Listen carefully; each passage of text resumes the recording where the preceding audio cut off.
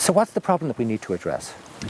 Yeah, so I mean, we've got. I suppose my bottom line would be that the food chain is pretty much broken, and we need to tear it down and reassemble it to a certain extent. We've got this, bizarre situation in Ireland where we're feeding enough, or we're producing enough food rather as a nation to feed 7 times our population, 34 million people. We produce enough food for every single year, and yet we're still importing 5 billion euros worth of food.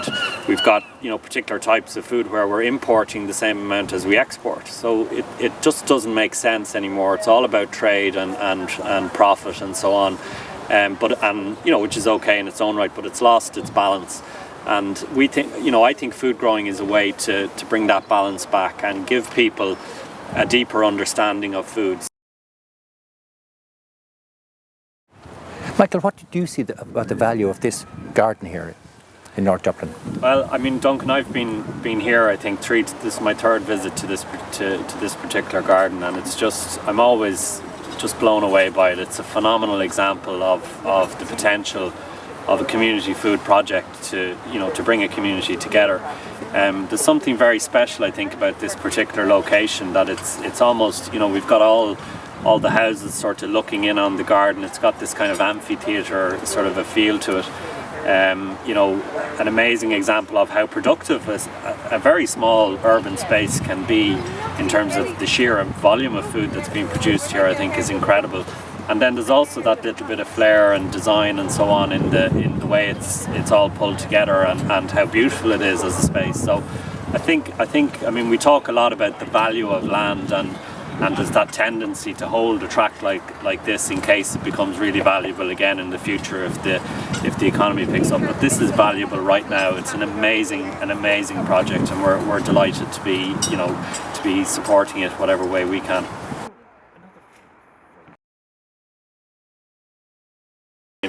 This all started as a single GIY group in Waterford with about 100 people, I think, came together for the first GIY group, and it's just mushroomed in terms of size since then, to the extent that now there's over 50,000 people involved in the movement in Ireland. Probably well over 800 individual sort of community food groups and projects aligned with the network and part of that network. So our idea was people needed two things really in terms of food growing. They needed inspiration and support. So our idea is to try and give them both of those things. So a GIY group at its core is about people coming together in a community, either in a garden like this or in a library or town hall, or even in people's homes, to give each other that inspiration and support that they need.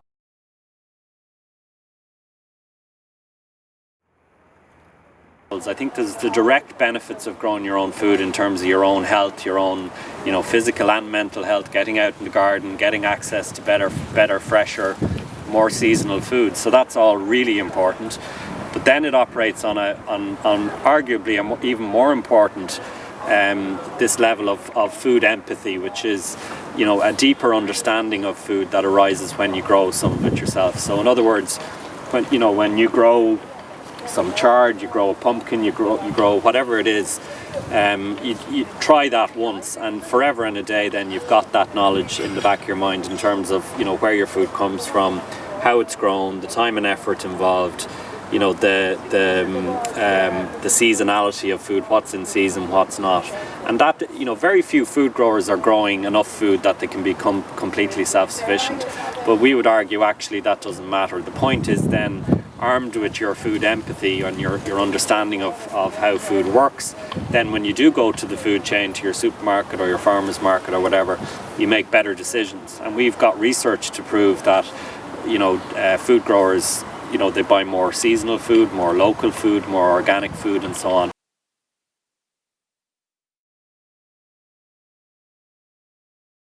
Our job, I think, as an organisation becomes not about trying to get everyone to grow a goatee and live off grid and produce all of their own food or 100% of their own food.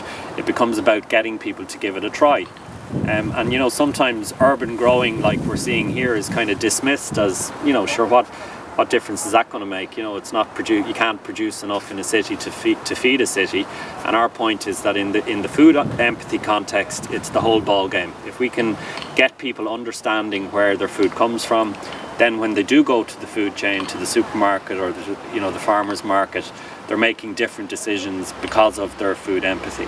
So they're buying more local food, more seasonal food, more organic food.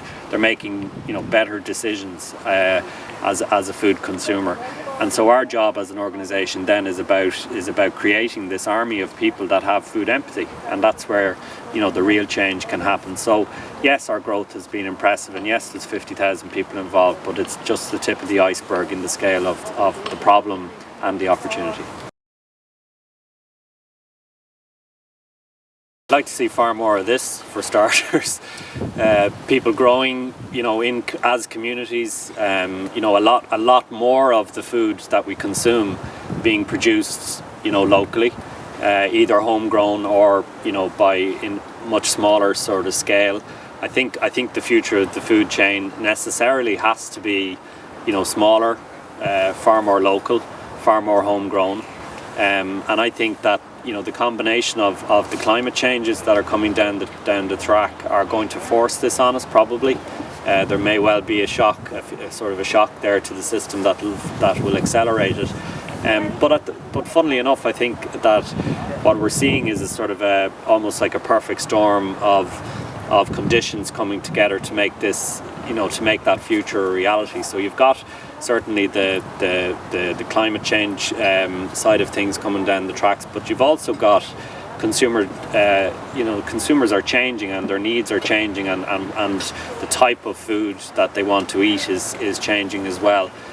So all of that is adding up, I think, to a very powerful motivation to grow your own food and to realise that kind of future we want to see.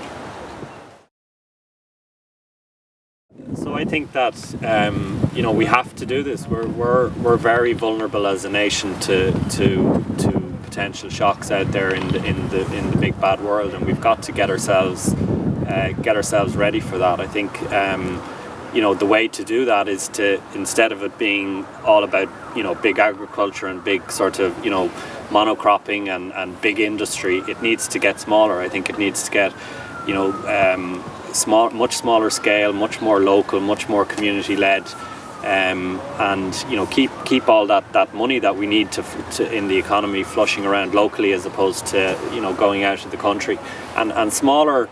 Ironically, I think smaller and more local and more community is more resilient.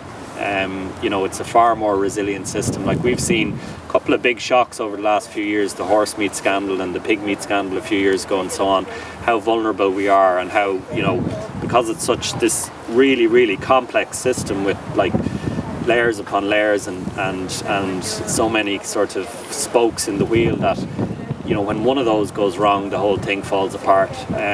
So I think what we see here is an example of how on so many levels, in terms of community health, the health of the individuals here, the resilience, just building community spirit and transforming a derelict site into something that's of benefit to the whole community.